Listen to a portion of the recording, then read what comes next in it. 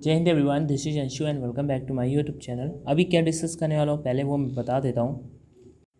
Indian coast guard का भर्ती आया हाल ही में, आप सभी को पता है। तो उसमें बहुत सारे एग्ज़ाम कब होगा, exam date, admit card, negative marking, documents, मतलब कुछ ऐसी चीज़ें जो मैंने अभी तक नहीं डिस्कस की थी और कैंडिडेट के कमेंट आ रहे थे, तो मैंने सभी को यहाँ पे पिक कर लिया, उन्हें टाइप कर लिया है। तो शॉर्ट में सब कुछ शेयर करने वाला हूँ। आई थिंक इस वीडियो को देखने के बाद आपका कोई भी डाउट नहीं बचेगा। स्टार्ट करते हैं। एक्सपेक्ट सिलेबस, सो वो मैं जल्दी कवर कर दूंगा, बाकी आप सभी तैयारियों पे लग जाओ। और आपका कट ऑफ भी पता है, अभी मतलब ऑलमोस्ट 2 मंथ को आपका रिजल्ट भी आया था, तो उसमें आपका मैंने यहाँ पे कट ऑफ वगैरह भी डिस्कस कर रखा है कि इनिशियल कट ऑफ कितना गया था, तो आपको उस बेसिस पे क्या प्रिपरेशन करनी चाहिए। चलो स्टार्ट करते हैं। तो कोस्ट गार्ड नाविक DB GD भर्ती जो है वो उसके बारे में इसका फॉर्म आ चुका है। अगर नहीं पता तो आप Telegram channel online education search करना, ONLINEEDUCATION, link in a description box, definitely you can join. And यहाँ पे मैं शॉर्ट में सबसे पहले अपडेट्स आपको देता रहता हूँ। एग्ज़ाम ठीक है। फॉर्म फिलिंग डेट, सबसे पहले आपका फॉर्म ही फिल होगा 2 जुलाई से 16 जुलाई के बीच में आपका फॉर्म फिल होता है। नोटिस डॉक्यूमेंट्स, मैं बार बार वीडियो में डॉक्यूमेंट्स कर रहा हूँ क्योंकि भाई अभी फेज सेकंड एग्ज़ाम है और सबसे ज़्यादा इसी के बारे में आता है अपडेट। भाई ये डॉक्यूमेंट में ना मम्मी का नाम गलत हो गया, मेरे पापा का नाम गलत हो गया, मेरा आधार कार्ड में नाम गलत हो गया, मेरा ये गलत हो गया, मेरा वो गलत हो गया।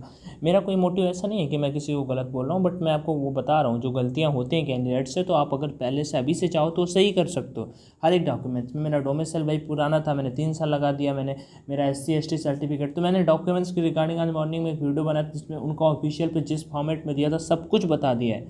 आई बटन पे लिंक दे दूंगा, अगर नहीं पता है तो जाके देख लेना और कोशिश करना कि उसी टाइप का बनाओ डॉक्यूमेंट्स। नेक्स्ट, अब एडमिट कार्ड की बात कर लेते हैं। एडमिट कार्ड भाई किसका आएगा किसका नहीं आएगा ये भी सभी का डाउट होता है। तो एडमिट कार्ड देखो सबका आता है, वो हमसे लेते हैं फीस 250 रुपये फीस लगती है। आई थिंक SC और ST वालों का फीस नहीं लगता है। SC और ST category means schedule caste and schedule tribe का फीस नहीं लगता। बाकी जनरल कैटेगरी और OBC कैटेगरी वालों का फीस लगता है 250 रुपये।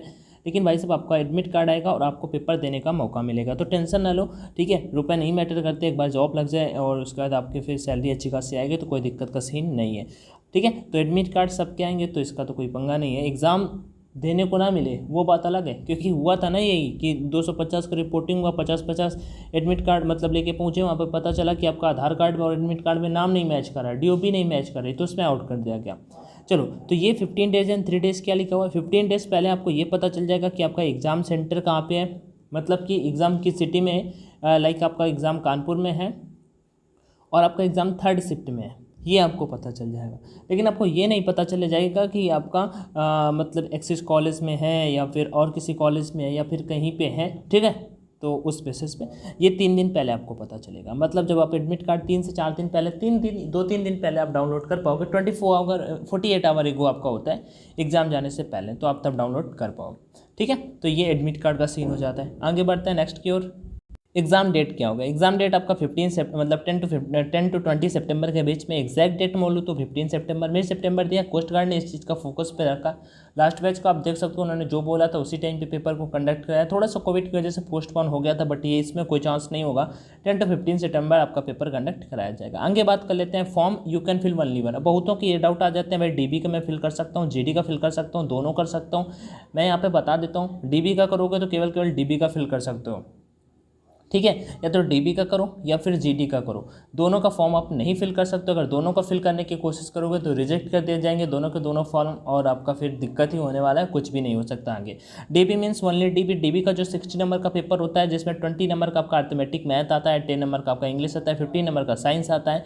तो ये सिलेबस के बारे में मैं बाद में बात कर लूँगा। बट 60 नंबर का पेपर होता है, 45 मिनट में आपको पूरे के पूरे क्वेश्चन अटेम्प्ट करने होते हैं। तो DB का ये होता है, और आप केवल DB का फॉर्म फिल करते हो। तो आगे बात करते हैं GD मीन्स GD का अगर फेल करोगे तो आपको DB का भी पेपर देना पड़ेगा और GD का भी पेपर देना पड़ेगा। मतलब कि बोथ का जो नंबर होंगे, टोटल 110 मार्क्स का पेपर होगा। 60 नंबर आपके ये DB का और 50 नंबर आपका GD का। GD का एक्स ग्रुप वाला फिजिक्स और मैथ हो जाता है टेक्निकल पे। तो ये कुछ हो गया, ठीक है। आगे बढ़ता हूँ, जिसमें फिजिक्स वगैरह काफ़ी अच्छा खासा लेवल का आता है। मैं बता दूँ, लास्ट टाइम कैंडिडेट का रिव्यू देखोगे तो पता चल जाएगा कि भाई फिजिक्स एक टॉप लेवल का होता है। तो जीडी का कुछ ऐसा सीन आ जाता है। आगे बढ़ता है निगेटिव मार्किंग। बहुत कैंडिडेट का डाउट होगा भाई negative marking. So there is no negative marking. भाई सब आपका निगेटिव मार्किंग नहीं होता है, पेपर में कोई भी निगेटिव मार्किंग नहीं होता है। सो आप जितने भी क्वेश्चन अटेम्प्ट करते हो, आप अगर चाहो तो पूरे 110 के 110 अटेम्प्ट करो, आपके जितने भी राइट होंगे आपको उतने मार्क्स मिलेंगे, जितने रॉन्ग होंगे वो निगेटिव नहीं जाएंगे, आपके रॉन्ग कर दिए जाएंगे। आगे बढ़ते हैं, क्वेश्चन लेवल किस बेसिस पे आपका पेपर आता है। तो 10th के एंड 12th के बेसिस पे आपका पेपर आता है। मतलब कि डीबी का पेपर 10th के बेसिस पे होता है और जीडी का पेपर आपका 12th के बेसिस पे होता है, ठीक है। जीडी का फिल करोगे तो भाई आपको 10th वाला भी देना पड़ेगा। नेक्स्ट, अगर क्वेश्चन लेवल की बात कर लेते हैं, बहुतों को ये डाउट रहता है। लास्ट टाइम तो ये लास्ट 2 और 3 डेज को ही पता चला था, क्योंकि पहले कोस्ट गार्ड का पेपर ऑनलाइन ऑफलाइन होता था और उसमें सब कुछ इंग्लिश में आता था। लेकिन जब लास्ट टाइम हुआ तो 2 और 3 दिन पहले जब ऑफिशियल पे आया अपडेट, उन्होंने एक पेपर दिया ऑफिशियल पे, एक अपलोड किया कि आप इसे मॉक दे सकते हो। तो उसमें आया था कि आप बोथ लैंग्वेज पे आपका पेपर कंडक्ट कराया जाएगा। तो उसमें हिंदी और इंग्लिश बोथ लैंग्वेज को वहाँ पे ऑप्शन आ गया था। आगे बढ़ते हैं नेक्स्ट क्वेश्चन की और रिजल्ट की अगर बात कर लेते हैं, तो रिजल्ट वैसे लास्ट टाइम दिया हुआ था विदिन 20 डेज, बट जिस दिन इस बार रिजल्ट आया था तो ऑलमोस्ट मैं बता दें तो 30 डेज से भी ज़्यादा हो गए थे। इस वजह से इन्होंने इस बार ऑफिशियल पे लिख रखा है कि 30 डेज के बाद आता है। उसके बाद आप जाता है एग्जाम। तो एग्जाम आप देख क्या होगा, देना चाहते हैं रिजल्ट की बारी। तो रिजल्ट के बारे में मैंने यहाँ पे बात कर लिया। अब कट ऑफ की बात कर लेते हैं। तो कट ऑफ भाई केवल ऐसा नहीं कि सबका एक ही कट ऑफ जाता है, नेवी डबल ए के तरीके इसमें होता है। एससी का अलग जाता है, एसटी का अलग जाता है, ईडब्ल्यूएस का अलग जाता है, ईडब्ल्यूएस का ओबीसी का अलग जाता है और अनरिजर्व कैटेगरी का अलग जाता है। एग्जाम्पल के लिए मैंने कुछ यहाँ पे कट ऑफ लिखे हैं जो अभी से पहले गए थे उसके बारे में, ठीक है। तो डीबी के का जैसे बात कर लेता हूँ, तो डीबी का जो पेपर होता है 60 नंबर का, उसमें जो कट ऑफ गया था वो यहाँ पे देखो दिया हुआ है। एससी का 37, ओबीसी का 39, अनरिजर्व का 41 आउट ऑफ 50। ये देखो मैंने एग्जैक्ट नहीं लिखा, मैंने एक्सपेक्टेड नहीं लिखा, ऐसा ही था।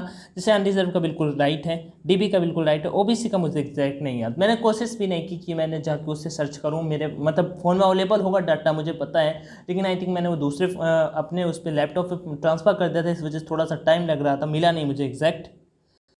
बट फिर भी मेरे अकॉर्डिंग ओबीसी का छोड़ के बाकी यहाँ पे सही है। तो ओबीसी का इसी बीच में होगा, इसी बीच में होगा कट ऑफ, सो टेंशन ना लेना।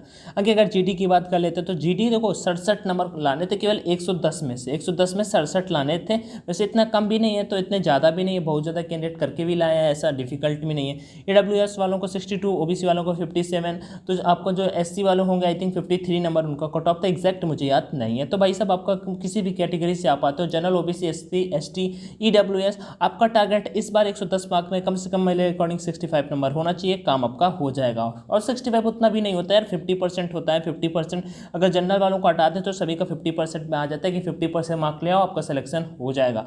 आगे बढ़ते हैं, ये हो गया। उसके बाद ये सारे कुछ चैनल के लिंक दिए हुए हैं। तो ये कुछ शॉर्ट में डाउट्स थे जो आप लोगों के थे, वो मैंने आपको बता दिया। One more important thing, coast guard Navik DB GD के लिए बेस्ट टेस्ट सीरीज अवेलेबल है परीक्षा ऐप पे, तो डेफिनेटली वहाँ पे आप, तो आप लोगों के लिए जीबी लिख गया, सॉरी, उसके लिए जीडी यहाँ पे है, ठीक है, जीडी है। तो आप लोगों के लिए बेस्ट टेस्ट सीरीज अवेलेबल है परीक्षा ऐप पे, तो डेफिनेटली आप जाके वहाँ पे ऑनलाइन प्रैक्टिस कर सकते हो। और कुछ वैसा ज़्यादा प्राइस भी नहीं है यार, मात्र 149 रुपीज़ में आपको टेस्ट लगाने को मिल जाएंगे। After using my coupon code online D50 आपको 50% का डिस्काउंट मिल जाता है इस कोड को डालने के बाद। तो 149 रुपये में आपको 20 टेस्ट ऑनलाइन लगाने को मिल जाएंगे। जैसे आप देख सकते हो आपसे कितने कैंडिडेट आगे आ रहे हैं, आपसे कितने पीछे आ रहे हैं, और बाकी सारी चीज़ें वहाँ पर आपको देखने को मिल जाती हैं। फिर भी कुछ चीज़ें अगर आपको समझ में ना आ रही हो तो मुझे डेफिनेटली कमेंट सेक्शन में बता सकते हो, मैं डेफिनेटली आपको रिप्लाई करने के लिए रेडी हूँ। बाई करते समय must use this coupon code and any doubt tell me in comment section. बाकी thank you so much for watching this video, do share if you like it, otherwise कोई भी doubt हो तो comment में जरूर बताना। बाकी थैंक यू, टेक केयर, जय Hind, all the best and thank you.